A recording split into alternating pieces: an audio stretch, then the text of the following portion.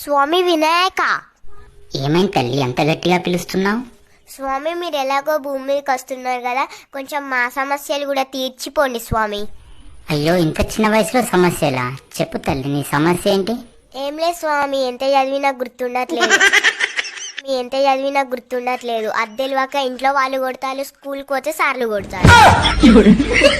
ఇక ఎగ్జామ్లు ఏం రాక పక్కన దాంట్లో చూసి రాస్తే రిజల్ట్ వచ్చేదాకా తెలియలేదు, వారు రాసింది కూడా సోదే అని. ఇక అట్లా కూడా దెబ్బలే.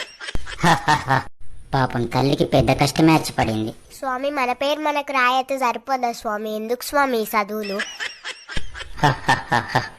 అంతే అంటావా తల్లి?